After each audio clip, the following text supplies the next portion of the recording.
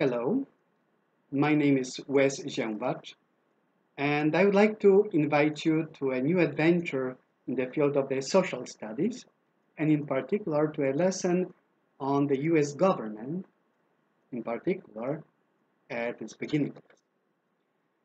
I'd like to use that little reference that we might be familiar with that might, in a very fitting way, describe the beginnings of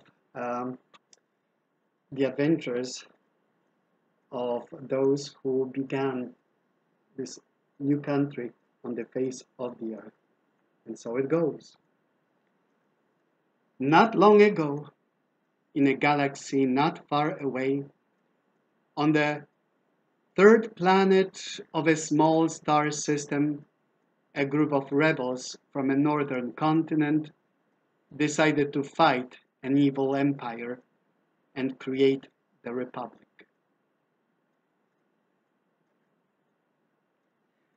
Does it fit well? Uh, Perhaps because, yes, there was an evil empire as it was perceived by the colonists, the British colonists living in the North America.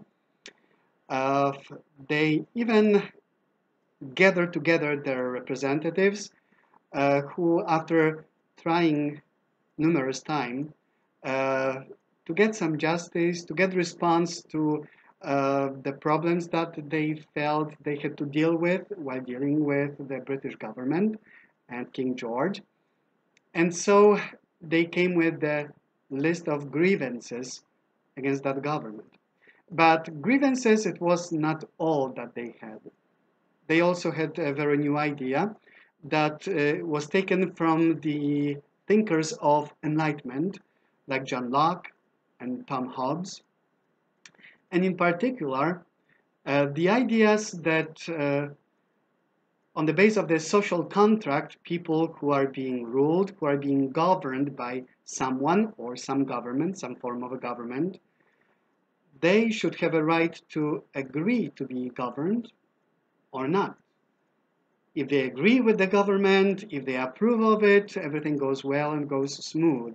However, if they are dissatisfied with the way that they are being governed, they should have a right to separate themselves from such a government and to establish a new government that would be more concerned about the well-being of the citizens, who will be chosen by the people, who would be governed by that government, and will have the approval of the people. And yet, even if such a government would not fulfill its obligations, it could be called off by those who called it in.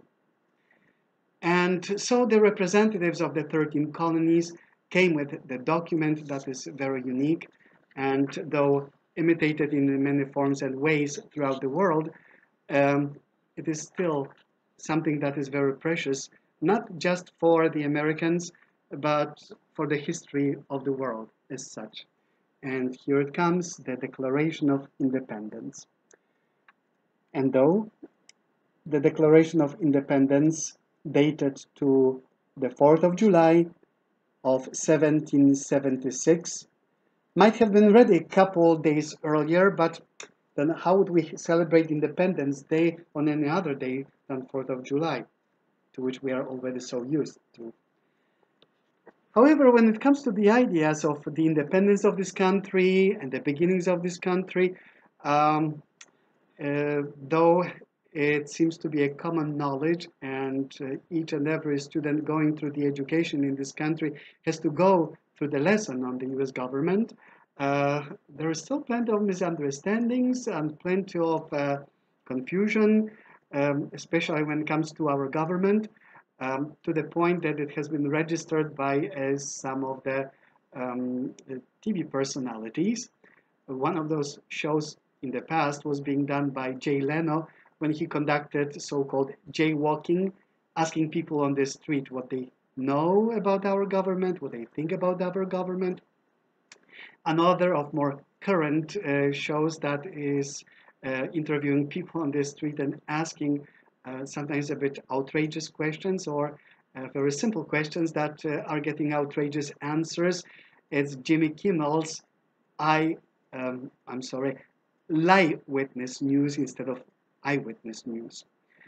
Um, so many people who are responding to those questions are showing that actually um, they are dissatisfied with the government, they dislike what the government is doing. But when it comes to the questions, well, who is the government? What is our government about? They are showing very limited knowledge, much of confusion, and um, quite a shortage of information. So, in brief, we would like to touch on some of those things that pertain to the beginnings of our government and how our government came about, why it is as it is.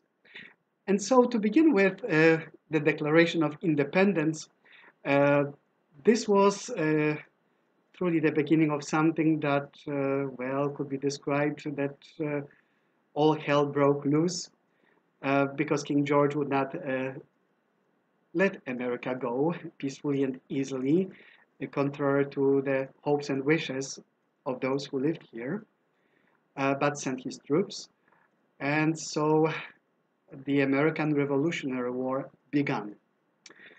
During this time, the 13 colonies that have declared themselves already to be um, the United States of America, they were truly independent states of America, with each and every of those 13 states being an independent country.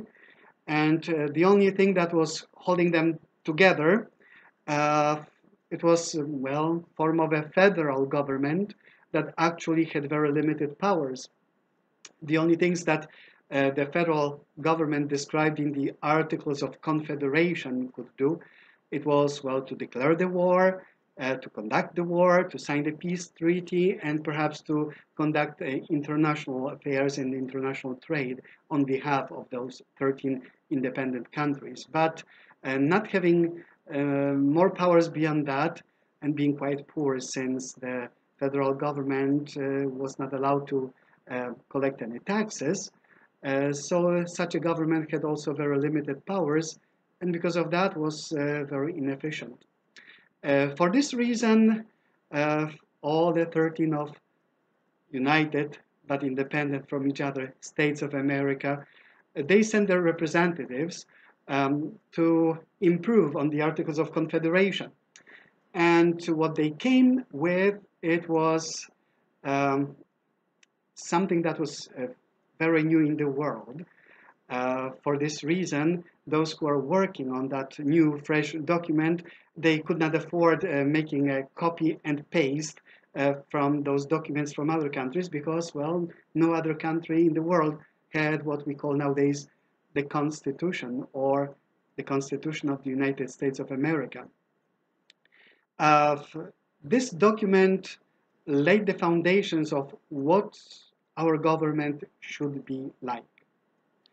Uh, Throughout this time of uncertainty, fighting the war of independence, there are many ideas what this government should be like. And the first ideas about, if there was an evil empire, it could be replaced with a good and positive empire in which, maybe George Washington could be the king.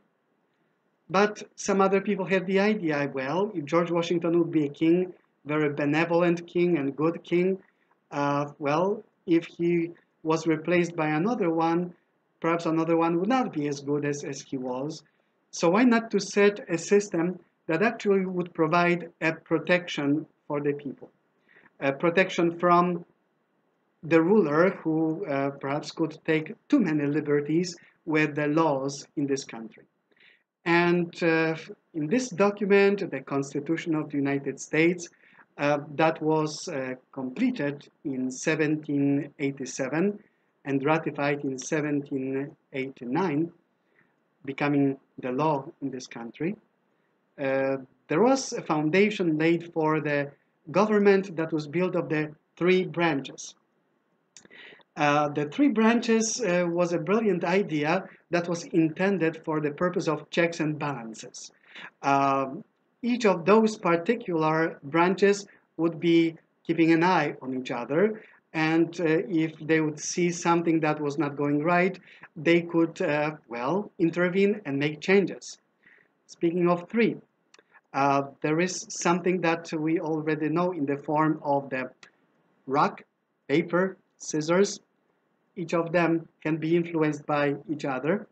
We have something like that happening in our government in the form that we describe as those three branches of government, or actually even more so, uh, the three branches that the Constitution is allowing us to enjoy, in which they'll be checking on each other, in which they will be supporting each other, in which they will create the system in which the abuse of powers uh, can be at least minimalized, not allowing for dictatorship, for absolute ruler, for a runaway government as such.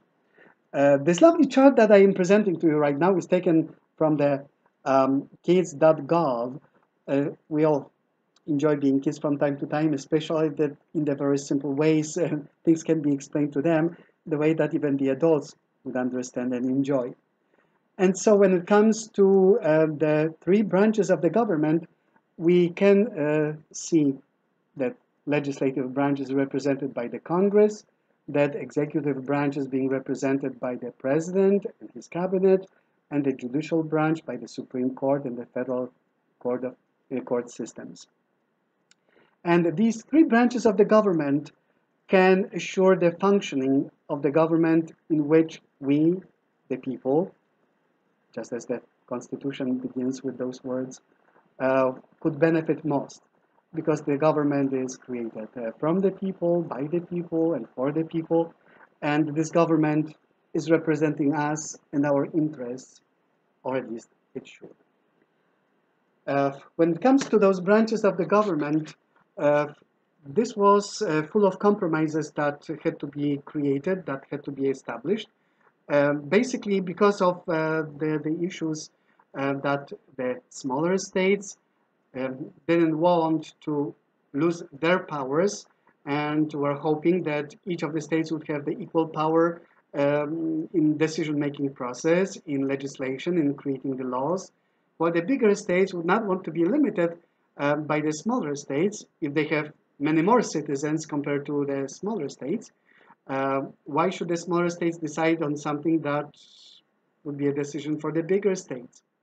This was one of the things that found compromise in the form of the Congress that we have, having the having the Senate, the U.S. Senate, that is built of equal number of representatives from each of the states, meaning two representatives, two senators from each state, while the House of Representatives is built of the number of the representatives depending on the number of citizens in each and particular state. With the compromises like this, we certainly can realize that the idea behind our government was to serve in the best possible way to us. Is it a perfect government? Well, is there anything perfect on the face of this earth? Perhaps not. But seeing so many other governments on the face of the earth, we certainly have a reason to be proud and to be happy with what we have.